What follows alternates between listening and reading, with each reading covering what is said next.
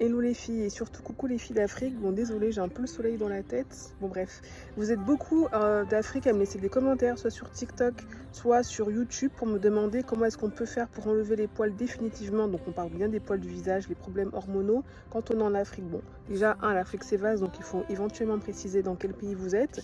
Mais surtout moi j'ai pas de dermatologue ou de centre à vous recommander en Afrique. Par contre retenez bien cette marque, donc Sopalmetto, qui est créée par Raïssa Dora. Donc pourquoi est-ce que je vous parle d'elle? Raïssa Dora, c'est une jeune femme française et je crois qu'elle est d'origine ivoirienne. Et en fait, si vous voulez, pendant longtemps, elle a souffert de l'hirsutisme, du SOPK et finalement, après toutes ces années de galère, elle en a fait une marque. Donc tout simplement pour aider les femmes à équilibrer leurs hormones en termes de SOPK, de fertilité, conception bébé et notamment aussi de poils. Donc moi, je vous invite vraiment à la découvrir, Raïssa Dora. Donc Raïssa Dora. Et en fait, il se trouve qu'elle fait pas mal d'allers-retours en Afrique. Donc il me semble principalement la Côte d'Ivoire, je crois le Bénin et le Cameroun, si je dis pas de bêtises, mais en tout cas la Côte d'Ivoire de sûr.